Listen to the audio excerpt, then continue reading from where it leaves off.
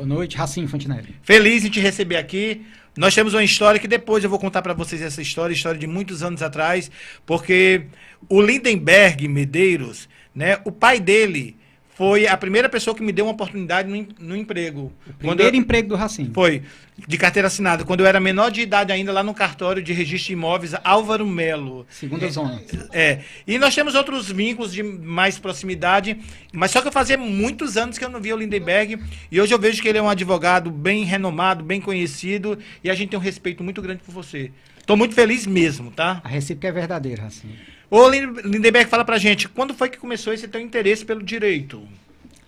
Racine, na realidade, eu tenho muitos ídolos na minha vida, né? Muitas pessoas que me seguiram de exemplo, mas digamos que os meus dois avós, o paterno e o materno, sempre gostaram muito do direito. Desde pequeno eu ouvia falar muito bem e eles sempre foram autodidata e nunca tiveram a oportunidade de terminar os estudos.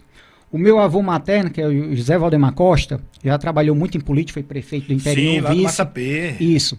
Ele, antes de 94, você podia advogar, né, de normal, e ele advogava de maneira que ele era um autodidata, entendeu? E nunca tinha perdido uma causa, acredita? Com toda certeza autodidata. Então eu vi aquilo desde pequeno, mas ele não conseguiu ter o sonho de ser um advogado mesmo. Até mesmo por conta da idade também, né? Isso. E, na verdade, o conhecimento que você tem, às vezes, não condiz com o que está na prova. Isso. Então, tem muito disso também. E tem o meu outro avô, que é o José, que é o pai do meu pai. Ele também gostava muito do direito. Ele falava muito comigo, entusiasmando, e dizia que ele parou de estudar muito cedo para poder bancar o estudo dos irmãos. Olha só. Formou irmãos em medicina, tudinho, mas ele nunca pôde ser advogado. Então eu via tudo aquilo e eu me entusiasmava. Eu dizia, então, rapaz, eu vou ser a realização de sonho desses dois avós. Entendeu? Que legal. Aí acabou se apaixonando. Ah, me apaixonei. Não tem como se apaixonar pelo direito, né? E porque, na verdade, você é advogado para tudo, né? Mas, claro que se você puder se especializar em uma área, melhor ainda. E você se especializou em direito imobiliário. Por que direito imobiliário? Aí já vem a outra pessoa que me serviu de exemplo. Na realidade, no direito imobiliário eu tive vários exemplos na família, né? A nossa família trabalha algumas pessoas no direito imobiliário, mas assim, você acredita que desde os meus 4 ou 5 anos, enquanto alguns amigos meus estavam jogando futebol, o meu pai às vezes gostava muito de fazer hora extra, ele era muito dedicado. Então, quando ele tinha férias, outro cartório chamava ele para ele chegar e regularizar a situação dentro do cartório, no período de férias ou final de semana, entendeu? E ele me chamava, eu era o companheiro dele. Então eu ficava vendo tudo aquilo, entendeu? Eu via meu pai ali organizando o cartório de dentro, então os bastidores do cartório, entendeu? Eu nunca trabalhei em cartório com carteira assinada, sim, entendeu?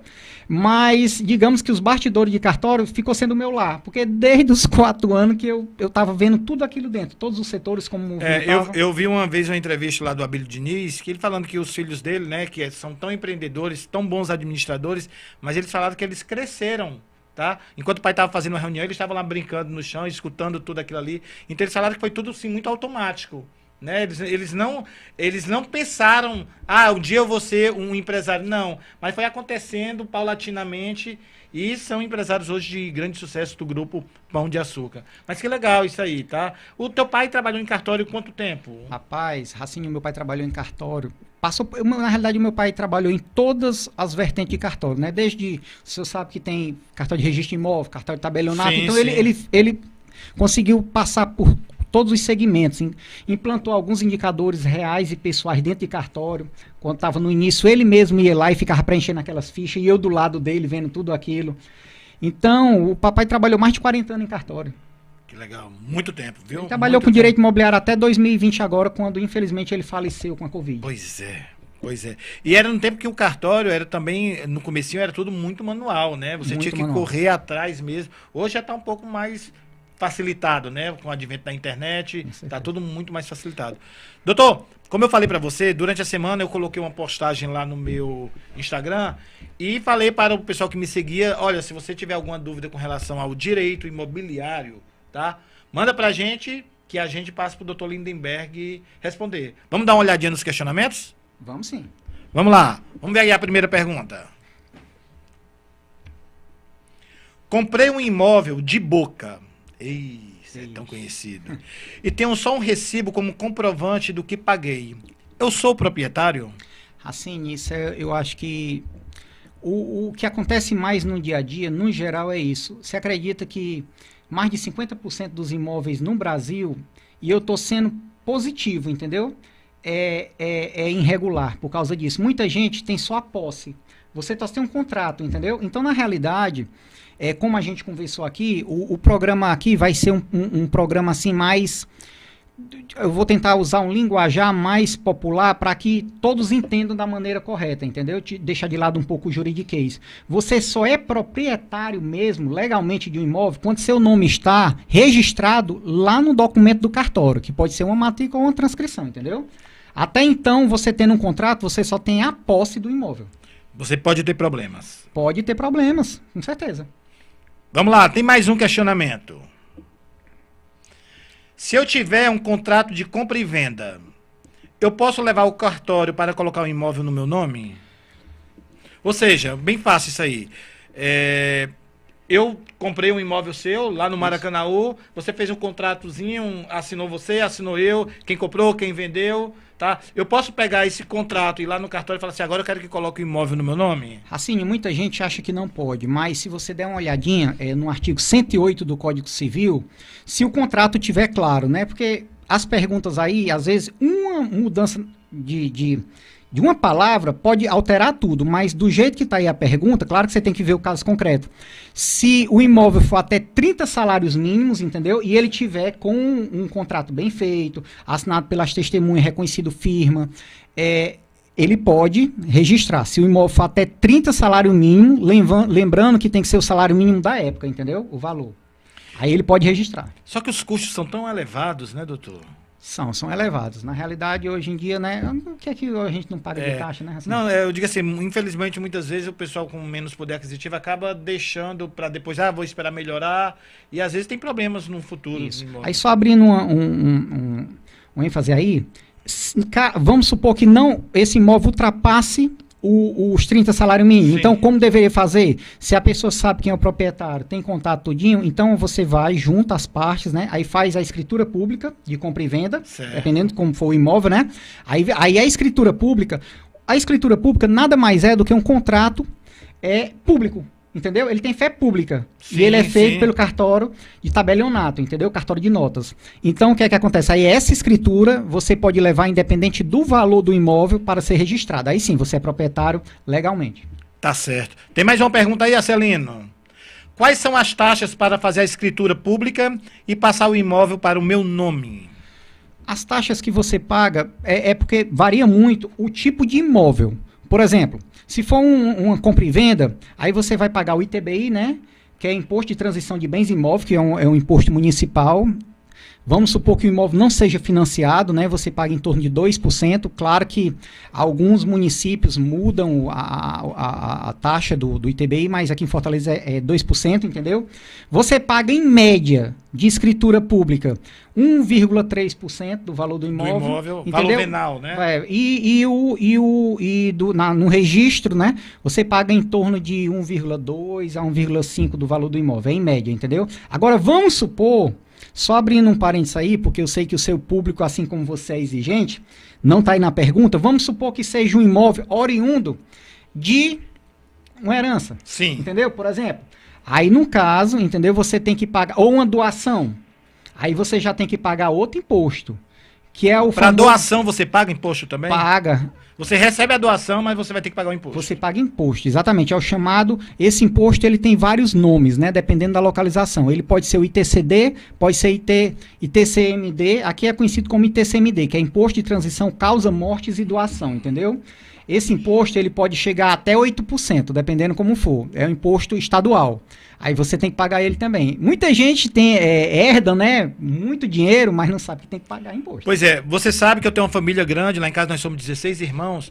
Quando meu pai faleceu, nós fizemos o inventário da casa que nós temos lá na Eretis Martins, né, e, cara, primeiro que foi trabalhoso. 16 irmãos casados, né, para assinar, viúvos, né, então já vem essa complexidade, né, e foi muito trabalhoso mesmo, a gente passou quase 2 anos.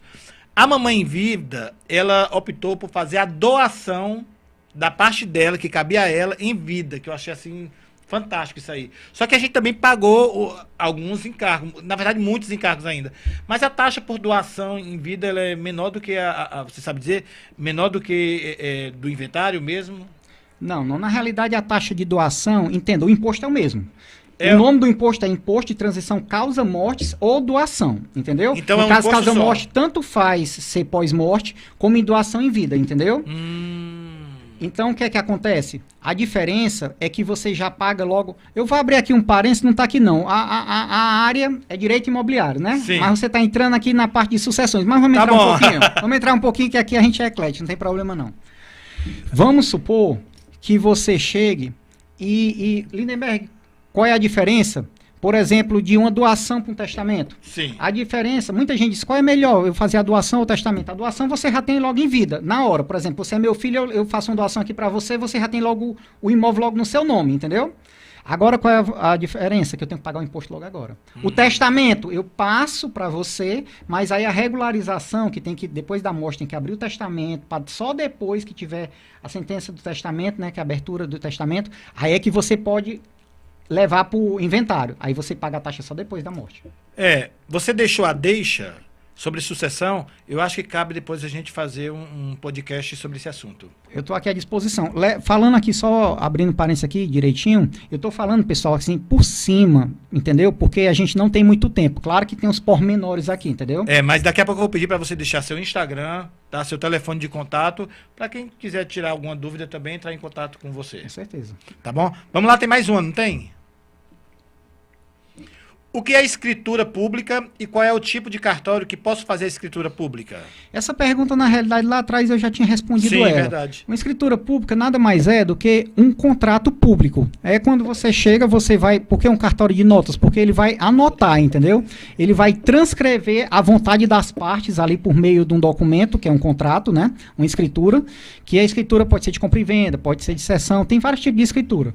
Aí a escritura pública, depois que você faz num cartório de tabelionato, entendeu? Aqui tem vários cartórios de tabelionato, de nota. Aí depois a escritura pública, Lindenberg, eu só tenho a escritura pública. Não, você tem que levar essa escritura para ser registrada, sim, entendeu? Aí depois que ela é regularmente registrada, é que você é proprietário do imóvel.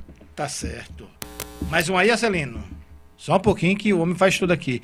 Já está aqui comigo, daqui a pouquinho vai mostrar um pouco da resenha dele, Cícero Vozes. Cícero, queria que vocês depois sentassem aqui pertinho da gente aqui. Pode ser? Daqui a pouco vocês vêm aqui. Cara, que eu me divirto muito, muito, muito com o que você faz nas redes sociais. Tá? Daqui a pouquinho, então, vamos ver mais uma pergunta. Passou aí? Vamos lá. Tenho só um contrato do imóvel no meu nome. Posso entrar com uso capião? Aí é muito relativo. Entenda. Depende, aí a gente tinha que ver os pormenores mesmo, você tem que analisar a documentação direitinho. Eu sei que cada caso é um caso, cada caso você tem que ver todas as minúcias, mas todos os detalhes. Eu vou falar a mais aí. Vamos supor que você tem um contrato, que seja uma promessa de compra e venda, um contrato de compra e venda, ele está totalmente regularizado, entendeu? Tá bem direitinho, como manda o figurino, como a gente fala, né? Você quitou e você tem o comprovante de quitação. Então, se você conhece quem é o proprietário, esse imóvel está regularmente regularizado, direitinho no nome da pessoa que passou esse contrato para você, você pode chegar e chamar a pessoa e fazer o quê? Uma escritura pública, sim, porque às vezes você faz um contrato só enquanto você está terminando de pagar. Agora, não encontrou, ou o proprietário anterior se negou, aí seria um caso de adjudicação compulsória. No caso, a uso... Tem uma pergunta, deixa eu passar logo a próxima aqui, que fala um pouquinho disso aí, ó.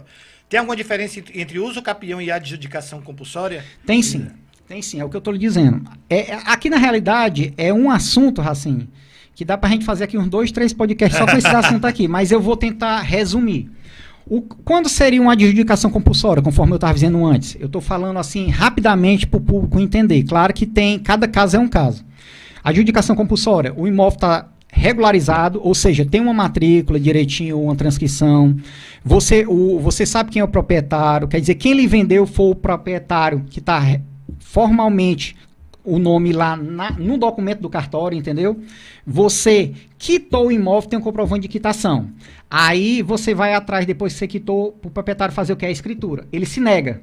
Entendeu? Aí você pode fazer a adjudicação compulsória, que nada mais é do que você entrar judicialmente. Agora tem uma novidade, que a adjudicação compulsória pode ser feita extrajudicialmente, entendeu? Via cartório. Tá. Entendeu? Então, o que é que acontece? O que seria essa adjudicação compulsória? É você suprir formalmente a assinatura do antigo proprietário que, de má fé, digamos assim, ele negou de assinar a escritura pública, entendeu? Agora, a uso capião seria o quê? Claro que pode ter um contrato, você pode fazer uso capião, tudinho, mas geralmente a uso capião, você tem que ter outras coisas. Você tem que ter um imóvel que muitas vezes não está formalmente regularizado, não tem matrícula, entendeu? Você só tem posse, entendeu? Você tem que ter um tempo. A adjudicação compulsória você não precisa ter tempo, não. Se você já cumpriu o pagamento, tem o termo de quitação, você já pode entrar com a adjudicação compulsória se tiver a negativa do proprietário, para assinar uma escritura pública. A uso capião você tem que ter o tempo. Você tem que ter animus domini, ou seja, agir como se fosse dono daquele imóvel, entendeu? O imóvel geralmente é irregular. Então existe muita diferença entre uso capião e adjudicação, entendeu? Eita, como é bom ouvir você falando, viu? É bom demais. Doutor Lindenberg, fala aí pro pessoal que só quer... Só abrindo um parênteses aqui, que eu me lembrei agora. Agora, a uso capião, outra diferença entre elas é o seguinte: a adjudicação compulsória é um meio de aquisição derivado, ou seja, você está derivando a ordem de pessoas. Você está comprando de um imóvel, está sendo derivado de alguém. A uso capião, ela é um meio de aquisição originária.